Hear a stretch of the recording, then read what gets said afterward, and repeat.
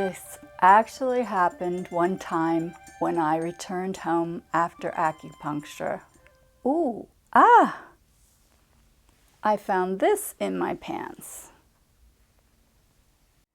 When I returned for my next appointment, the assistant said, "Oh, that happens once in a while," meaning she missed one of the needles. My last acupuncture session was over 6 years ago. The good news is the progress I made has never left. The bad news, at least for me, there was a price to pay, more pain to begin with. I had some success with prolotherapy and platelet-rich plasma injections, but when progress stopped, I asked the doctor at the pain center if he thought acupuncture would help. He agreed and told me what to look for. I was surprised he knew so much about it. He said they should be someone from China who has studied it a long time, someone who only does acupuncture, and not a doctor who has added it to their practice. He said I could look for one closer to my home, or I could go to the one that they had in their office. I didn't even know they had one. I tried to find an acupuncturist closer to my home. I asked a Chinese gentleman at a restaurant near me if he knew of any. He said they only have them in big cities, so I guessed the one at the pain center was my best option. I'll call her Ling. I discovered that acupuncture treats the body as a whole, and I wish that I had tried it in the first place, instead of having epidurals.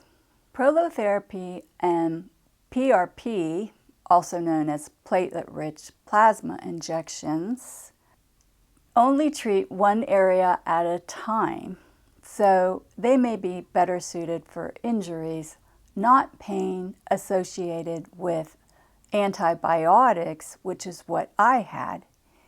Antibiotics affected my entire body. I had pain in places that I was not even aware of until I had acupuncture. I will discuss prolotherapy and PRP in another video. I did have to go to acupuncture several sessions before making real progress.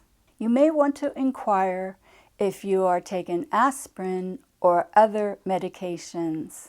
And she told me not to use ice packs afterwards.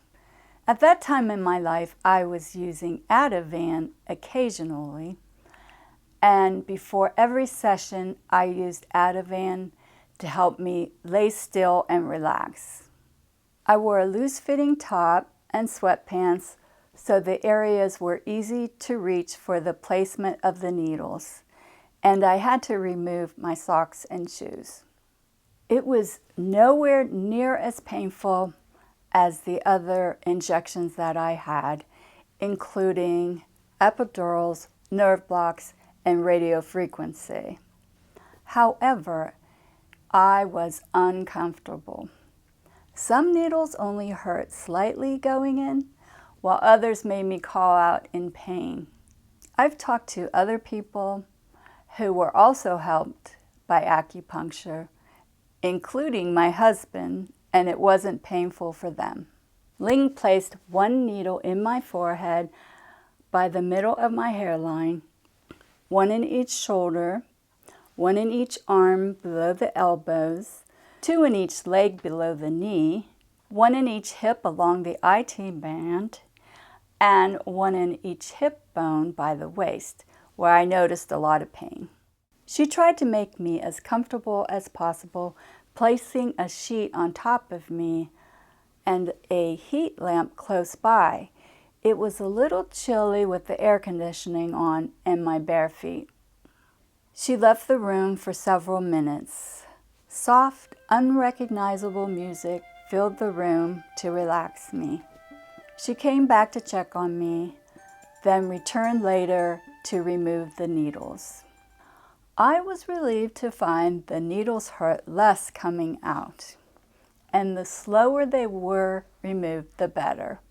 From then on, just to be sure, I reminded her to remove the needles slowly every time I went.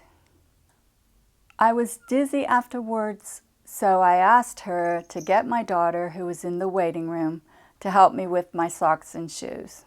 I was sore all over and went straight to bed as soon as I got home, hoping that the pain meant the acupuncture was working. 9 days after the first acupuncture, I started seeing results. While doing my exercises, my arms and legs felt stronger than they had before.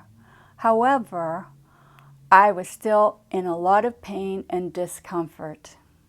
Ling had said that acupuncture is given once a week until you start to feel relief. Seeing how difficult it was, I asked her if she could do it every other week, and she agreed. Just like I did from other procedures, I had to think of acupuncture like healing from surgery, and it was going to take time, lots of time. From then on, I had my daughter come into the room with me. I felt better knowing that someone was there in case I needed help. She told me the time, so I knew how long I would have to lay there.